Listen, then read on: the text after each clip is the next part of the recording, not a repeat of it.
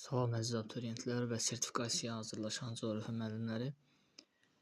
Bugün sizlərlə coğrafiya din 1-ci hissə test toplusundan coğrafi informasiya vasitələri bölməsindən sonlarında istifadə olunmuş test tapşırıqlarının izahını verəcəm. Suallarımıza keçək. 132-ci sualda deyilir, həqiqi sahəsi 12 kvadrat kilometr olan adanın 1/200 min, daha doğrusu miqyaslı xəritdə tutduğu sahəni hesablayın. Bura fikir versək, ilk növbədə miqyasın 5-0 qaydasını tətbiq etməklə rahat şəkildə miqyasın kiçiltmə dərəcəsini tapaq. 5-0 siləndə miqyasımız 2 kilometrə bərabər olur. Həqiqi sahəmiz isə 12 kvadrat kilometr. Bizdən istədiksə xəritədəki sahəni tapın. Xəritədəki sahə də bərabərdir. Həqiqi sahə bölünsün miqyasın kvadratı. Həqiqi sahəmiz 12, miqyasın kvadratı, yəni 2-nin kvadratı da eləyir 4, 12-ni 4-ə böləndə 3. Cavabımız 3 kvadrat santimetr olacaqdır. 133-cü suala keçək. Həqiqi sahəsi 144 kvadrat kilometr olan gölün 1/600 min miqyaslı xəritə tutduğu sahəsini müəyyən edin. Burada da əvvəlki sualda istifadə olunmuş qaydanı tətbiq etməklə 5-0 qaydasını tətbiq etməklə 5-0 siləndə miqyasda verilən belə mövzularda və yaxud da testlərdə daha doğrusu 5-0 qaydasını tətbiq etməklə rahat şəkildə miqyasın məxrəcini müəyyən edə bilərik və bununla da ərazinin kiçiltmə dərəcəsini tapmaq olar. Miqyasımız 6 kilometr, həqiqi sahəmiz 144 kvadrat kilometr, xəritədəki sahəni tapın. Xəritədəki sahəmiz həqiqi sahə bölünsün. Biraz əvvəl dediyim kimi miqyasın məxrəcinin kvadratına 144 bölünsün 6-nın kvadratı. Bu da eləyir 4 kvadrat santimetr. 134-cü suala keçək. Miqyası 1 bölünsün 2 milyon olan xəritədə uzunluğu 2,5, eni 2 sm olan ərazinin sahəsini müəyyən edin. Burada da 5-0 qaydasını tətbiq etməklə ərazimizin miqyası 1 sm-dən 20 kilometrə bərabərdir.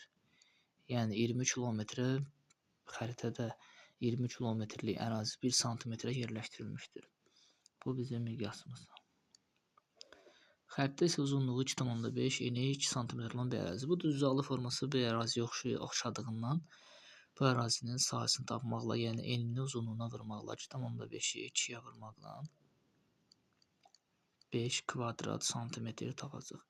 Xəritədəki sahəmiz 5 kvadrat santimetr. Miqyasımız 20 kilometr. Ərazinin sahəsini müəyyən edin. Həqiqi sahədə bərabərdir. Miqyasın kvadratı vurulsun xəritədəki sahə. Yəni 20-nin kvadratı vurulsun 2 daha doğrusu 5. 20-nin kvadratı 400. 400-ü də 5-ə vuranda 2000 kvadrat kilometr. 135-ci suala keçək. Sxemdə A və C məntəqələri arasında hündürlük fərqi 120 metrdir. B məntəqəsinin hündürlüyünü tapın. Suala fikir versək, horizontallar kənara doğru çəkilmişdir. Bu dəniz səviyyəsindən başlayaraq ərazinin hündürə doğru qalxdığını, yəni hündür formalı dağ və yaxud da təpənin özündə cəmləşdirən bir ərazi olduğunu bizə göstərir. Ona görə də dəniz səviyyəsi burada yadda saxlayın 0 metrdən götürülür. A və C məntəqələri arasındakı hündürlük fərqi. A və C arasındakı hündürlük fərqinə baxaq. Bu horizontallar arası məsafəyə fikir veririk. 1, 2, 3, 4 horizontal var. Burada bir qayda sizə deyim. Əgər 4 horizontal sayıb birini çıxırıq və 3 horizontallar arasında kəsmə yüksəkliyi tapmaq üçün də bunlar arasındakı hündürlük fərqini 120-ni 3-ə bölüb kəsmə yüksəkliyimizi 40 metr tapırıq. Yəni bu horizontallar 40 metrdən bir çəkilmişdir.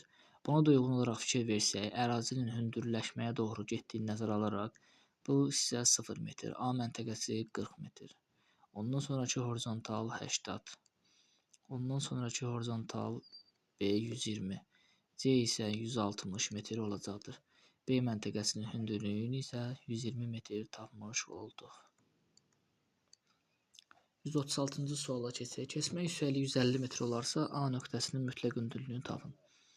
İlk növbədə bura fikir versək, ərazi çökəkliyi, yəni mənfi relyef formasını bildirir və 480-dan burada başlayan daxili horizontala baxsaq, 480-dan böyük olan 150-yə bölünən bir relyef vahidi forması olmalıdır.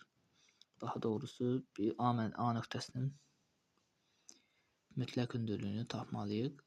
Burada da 480-dan böyük olub 150-yə bölünən isə 600 metr olacaqdır. 137-ci suala baxaq. Kəsmə yüksəkliyi 200 metr olarsa, A nöqtəsinin mütləq hündürlüyünü müəyyən edin metrlə. Burada da fikir versək, BX daxilə doğru çəkilmişdir. Burada da mənfi relyef formasını bildirir. Mənfi 150-dən böyük olub 200-ə bölünən ədəd, yəni bildiyimiz kimi riyaziyyatdan tətbiq eləsək 0 metr olacaqdır. Ondan sonraki horizontallı isə yenə 200-ə bölünən bir ədəd olmalıdır və kəsmə yüksəkliyimiz 200 metr olduğundan A nöqtəsinin də mütləq hündürlüyü 200 metrə bərabər olacaqdır. Cavab 200 metr. 138-ci suala keçək. Miqyası 1/3 milyon olan xəritədə uzunluğu 5, eni isə 2 sm olan ərazinin yer səthində uyğun gələn sahəsini kvadrat kilometrlə müəyyən edin. Bura fikir versək, yəni yenə 5-0 qaydasını tətbiq etməklə ərazinin 1 sm-də 30 kilometr miqyasa malik olduğunu tapacaq. Və uzunluğu 5, eni isə 2. Yəni bu xəttdəki sahə düzbucaqlı formalı bir əraziyə uyğun gəldiyindən 5-i 2-yə vurmaqla 10 kvadrat santimetr tapırıq. Və həqiqi sahəni tapmaq üçün miqyasın kvadratını xəttdəki sahəyə vururuq. Yəni 30-un kvadratı vurulsun 10-a. 30-un kvadratı 900, 10-a da vuranda 900, 10-a vuranda 9000 kvadrat kilometr tapırıq. Növbəti suala fikir verək. Yer səthində eni 30 km, uzunluğu 60 km olan ərazi 1/3 milyon miqyaslı xəritədə sahəni kvadrat santimetrlə müəyyən edin. Bura fikir versək 1/3 milyon 5-0 qaydasını tətbiq eləyək. Ərazimizin miqyası 1 sm-də 30 km-ə uyğun gələcəkdir. Və eni 30, uzunluğu 60. Bu ərazi düzbucaqlı formalı olduğundan xəttdəki sahəsi, həqiqi sahəsi daha doğrusu, burada həqiqi sahə, yer səthində həqiqi sahəsi bu ərazinin 30-60-a vurmaqla 1800 kvadrat kilometr tapırıq. Bizdən istəyir, şərtimizdə isə xəttdəki sahəni istəyir. Xəttdəki sahə bərabərdir həqiqi sahə bölünsün miqyasın kvadratına. Yəni 1800 bölünsün 30-un kvadratı. 30-un kvadratı 900, 1800-ü 9-a böləndə 900-ə böləndə 2 kvadrat santimetr tapırıq. Bura fikir verək. Xəritədə horizontallar 500 metrdən bir keçirilərsə, Xəzər dənizi ilə Bazardüz zirvəsi arasında neçə horizontal keçirmək olar? İlk növbədə Xəzər dənizi bildiyimiz kimi -27 metr dəniz səviyyəsindən aşağıda yerləşir. Və Bazardüz zirvəsinin hündürlüyü isə 4466. Ərazidəki hündürlük fərqini tapaq. Onun üçün ən böyükdən ən kiçiyi çıxmaqla, yəni 4466 çıx -20 metr, 4493 metr tapırıq. Və 500 metrdən bir keçirildiyini nəzərə alaraq 4493 bunu 500-ə bölürük. Və fikir versiniz 8 horizontal, qalığımız isə 493 metr. Bura fikir verin. İlk horizontal həm zaman 0-dan yox, birinci horizontaldan başlayır və ondan sonra 8 horizontal çəkilir. Və bu tipli coğrafi horizontal məsələlərinə fikir verin, əziz abituriyentlər. Yəni bunların tapılma qaydasında müsbət relyefdən, yəni mütləq hündürlüyü daha çox olandan daha az olan çıxdıqda alınan mütləq hündürlüyü verilən kəsmə yüksəkliyə böldükdə qalığımıza yaxın olan bir ədəd alınsa, ona uyğun tapdığımız horizontalın üzərinə 1 əlavə edirik və 9 horizontal keçirilməlidir. Düzgün cavab variantımız 9 horizontal. 141-ci suala baxaq. Həqiqi sahəsi 7942 kilometr olan adanın xəritədəki sahəsi 22 kvadrat santimetrdir. Xəritədə adanın ucqar şimal nöqtəsi ilə ucqar cənub nöqtəsi arasındakı məsafə 6 santimetrdir və yer səthində həqiqi məsafəni müəyyən edin. Biz burada miqyası tapacağıq. Bundan sonra isə miqyas əsasında həqiqi məsafəni tapacağıq verilənlərə uyğun olaraq. Həqiqi sahəmiz 7242, xəritədəki sahəmiz isə 22-dir. Miqyasın tapılma qaydası həqiqi sahə məsələlərində kök altda 7942 bölünsün 22. Bu da böləndə təxmini 361. Və buradan da miqyasımız 19-a bərabər olur. Adanın şimal ucu ilə, tutaq ki, belə bir formalı bir adadır. Şimal ucqar nöqtəsi ilə, məsəl üçün KA, cənub ucqar nöqtəsi arasında məsafə 6 santimetrdir. K-dan A-ya kimi 6 santimetr. Bizim yəni xəritədəki məsafəmiz 6, miqyasımız 19. Həqiqi məsafəni tapmaq üçün 19-u 6-ya vururuq.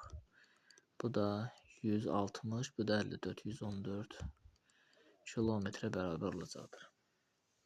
142-ci suala keçək. Həqiqi sahəsi 3718 kvadrat kilometr olan su anbarının xəritədəki sahəsi 22 kvadrat santimetrdir. Xəritədə su anbarının qərbindən şərqinə qədər olan məsafə 14 santimetrdir. Yer səthində bu məsafənin isə kilometr olduğunu müəyyən edin. Burada fikir versək, əvvəlki sualın şərti ilə demək olar ki, eynidir. Lakin rəqəmlər müxtəlifdir. Burada da miqyası tapaq. Miqyas kök altda, həqiqi sahə məsələlərində miqyas kök altda salırıq. 3718 bölünsün 22. Kök altda 100, təxmini 37-də bir dəfə, 151-də 6 dəfə, ondan sonra 19, 198 isə 9 dəfə, 169, 13-ə bərabər olacaqdır. Yenə də bir ada çəkək burada, su anbarı çəkək, daha doğrusu su anbarına bənzətdik. Qərbindən şərqinə qədər məsafə, tutaq ki, M məsafəsi, yəni 14 santimetrdir. Yəni xəritədəki məsafəmiz 14-dür. Miqyasımız isə onun üstündə. Həqiqi məsafəni tapmaq üçün xəritədəki məsafə vurulsun miqyas.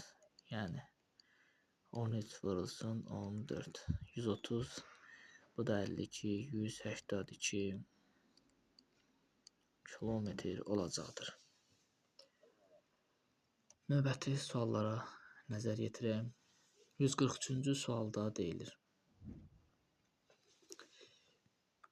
1 bölünsün 600 min miqyaslı xəritədə 4 kvadrat santimetr yer tutan su anbarının həqiqi sahəsini müəyyən edin. Burada yenə 5-0 qaydasını tətbiq etməklə ərazinin miqyasını tapırıq. Miqyasımız 6 kilometr.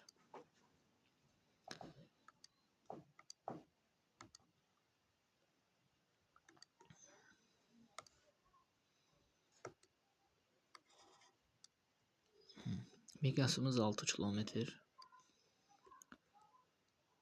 Xəritədəki sahəmiz 4 kvadrat santimetr. Həqiqi sahəni tapaq. Həqiqi sahə bərabərdir miqyasın kvadratı vurulsun xəritədəki sahə. Yəni 6 vurulsun 4-ün kvadratı 96 kvadrat kilometr olacaqdır. Düzgün cavab variantımız 96. 144-cü suala nəzər yetirək. Miqyası 1 bölünsün 2 milyon, daha doğrusu 200 min miqyaslı xəritədə 3 kvadrat santimetr yer tutan adanın həqiqi sahəsini kilometr ilə müəyyən edin. Burada da qeyd eləmədim. Cavabımız 96 kvadrat kilometrdir. Burada da 5-0 qaydasını tətbiq etməklə miqyasımızın 22 kilometr olduğunu tapırıq. Xəritədəki sahəmizin 3 kvadrat santimetr olduğunu tapırıq.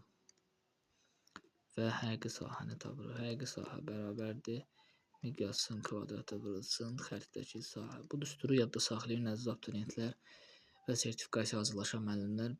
Belə tipli məsələlər düşə bilər. 22-nin kvadratı vurulsun 3-ə. 22'nin kvadratı 484 eləyir. 484'ü də 3'ə vuranda 2, 5, 2 hatta 1452. 1452 kvadrat kilometre olacaqdır. Buradan silək.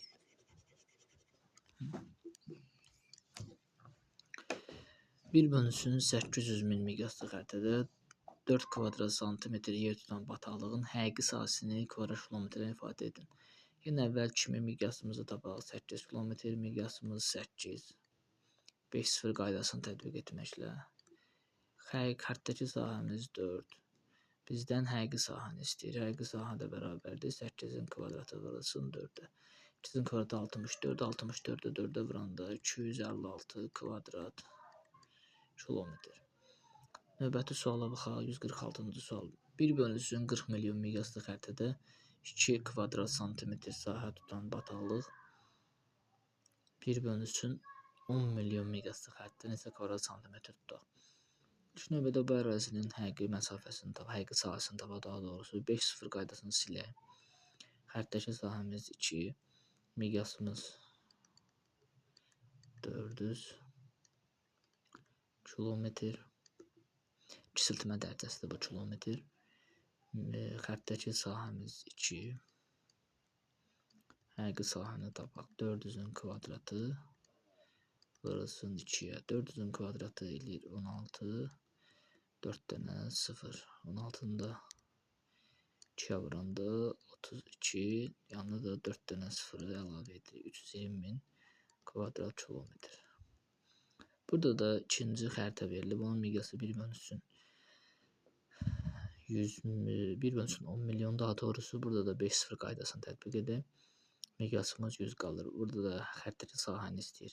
Xəritədəki sahə də bərabərdir. Həqiqi sahə bölünsün miqyasın məxrəcinin kvadratına, yəni 100'ün kvadratına. 100'ün kvadratı da 100 vurulsun 100 elədiyindən burada 4-0'ı silməklə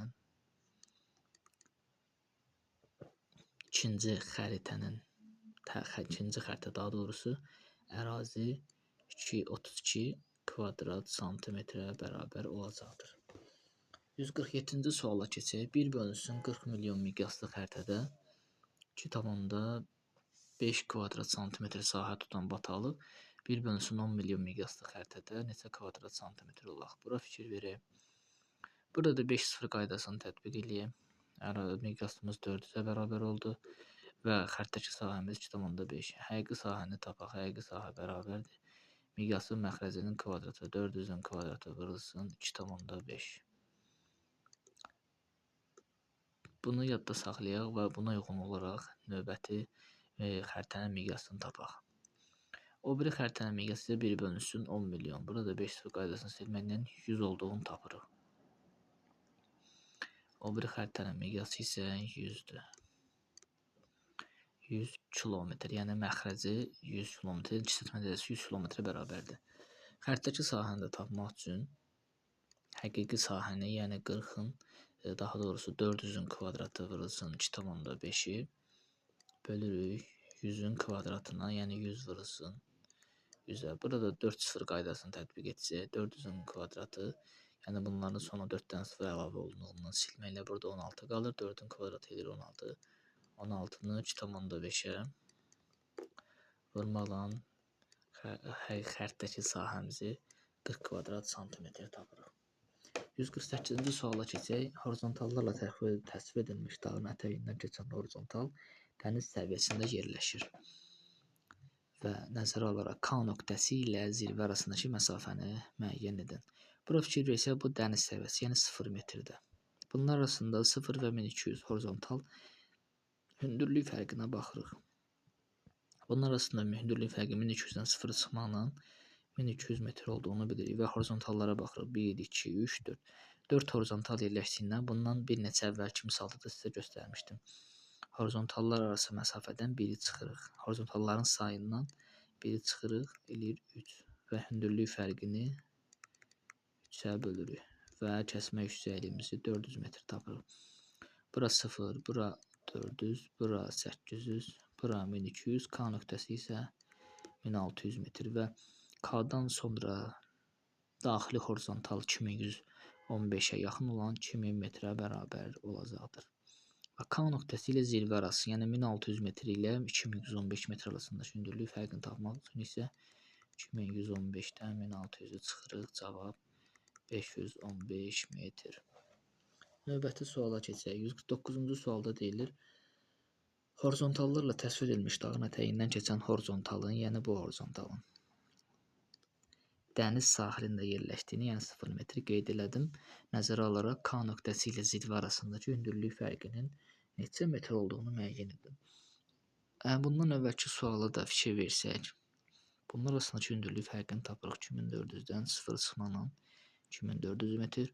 Horizontalların sayına baxırıq. 1, 2, 3, 4. Horizontalların sayından bunun arasındakı horizontallardan kəsmə yüksəliyi tapmaq üçün horizontalın sayından biri çıxırıq. Bu qaydanı hər zaman tətbiq eləyə bilərsiniz, əziz abituriyentlər. 3 tapırıq və tapdığımız 3-ü 2400-ü, yəni horizontallar arasındakı hündürlük fərqini 2400-ü 3-ə bölməklə 800 metrdən bir hər horizontalın çəkildiyini tapırıq. Və 0 növbəti horizontalımız səhv qeyd elədim, 800 metr. Bu birisi 1600 metr, bu 2400, bu 3200, bu növbəti 4000. Buna yaxın horizontal, yəni daxili horizontal 4800 və zirvəmiz 4820. Bizdən K nöqtəsi ilə K nöqtəsinə baxsaq, K nöqtəsi 1600 metrdə yerləşir. K nöqtəsi zirvə arasında, yəni 4820-dən 1600-ü çıxırıq.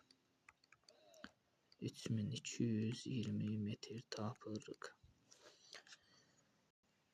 Növbəti suala fikir verək.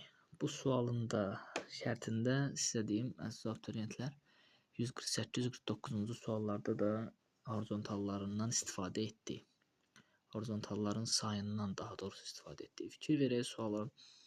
Nisbi hündürlüyü 218 metr olan, nisbi hündürlüyü deyəndə, yəni iki nöqtənin bir-biri ilə şaquli hündürlük fərqi olan dağın təsvirində 5 horizontaldan istifadə edilmişdir. Yəni ilk horizontal var. Yəni ondan başlayaraq 5 horizontal götürülüb. Buna fikir verin uşaqlar. Yəni bax, ilk horizontaldan başlayaraq 2, 3, 4, 5. Yəni bundan başlayaraq 5 horizontal götürülüb. Bura fikir verin. 5 horizontaldan istifadə olunmuş. Dağın ətəyindən keçirilən birinci horizontalın mütləq hündürlüyü 500 metr olduğunu bilərik. Yəni bunu misal üçün 500 metrdir. Bu horizontallar isə bu horizontal arasındakı hündürlük fərqi isə bura fikir verin 218 metrdir. 5 horizontaldan istifadə eləmişik. 500 buna fikir verin. Bu şərtə diqqətlə fikir verin. 500 metr olduğunu bilərək kəsmə yüksəkliyi tapın. Kəsmə yüksəkliyinin tapılma qaydasını necə tətbiq edəcəyik? Horizontalların sayına baxırıq. 1, 2, 3, 4, 5. 5-dən ilk horizontal demişdim axı, hər zaman birincidən başlayır. Ona görə də 5-dən biri çıxmaqla 4. Bunlar arasında olan hündürlük fərqini, yəni 218-i 4-ə bölürük. Bu deyilir 50. Qalıq isə 50 metr, qalıq 18. Bizə qalıq istifadə olunmadı. Qalıq zirvəyə kimi olan məsafə kimi də götürüləcək. Yəni daxili horizontalla zirvə arasındakı məsafə. Deməli bizim kəsmə yüksəkliyimiz neçə metr oldu? 50 metr. 151-ci suala nəzər yetirək. Nisbi hündürlüyü 92 metr olan təpənin təsvirində 4 horizontaldan istifadə olunmuşdur. Təpənin ətəyindən keçiriləcək birinci horizontalın mütləq hündürlüyünün 30 metr olduğunu bilərək kəsmə yüksəkliyi müəyyən edin. Burada fikir versək, İlk əvvəl çəkdiyim kimi 4 horizontaldan, yenə 1, 2, 3, 4 horizontal çəkirik. Bir qışdırıqsı kənara doğru çəkirik ki, çünki burada müsbət relyef forması təpədən söhbət gedir. Bunlar arasında olan hündürlük fərqi isə, yəni bu təpənin zirvəsi ilə ətəyi arasında olan hündürlük fərqi 92 metrdir. Bunu da qeyd edirik. Və 4 horizontaldan istifadə olunub. Kəsmə yüksəkliyi birinci horizontalın mütləq hündürlüyü 30 metrdir. Bunu yadda saxlayaq. Və bura fikir verirsə 1, 2, 3, 4 horizontal tətbiq olunubsa, sizə əvvəlki qaydanı öyrətmişdim. 4-dən 1-i çıxırıq. 3 qalır 92-ni də 3-ə bölməklə 30 metr. Qalığımız isə 2. Qalıq nəzərdə tutulmur. Bizə kəsmə yüksəyi lazım olduğundan kəsmə yüksəkliyimiz 30 metr olacaqdır. Videonu sona qədər izlədiyiniz üçün hər birinizə təşəkkür edirəm. Əgər faydalı oldusa, kanalı bəyənməyi və abunə olmağı unutmayın. Hər birinizə təşəkkürlər.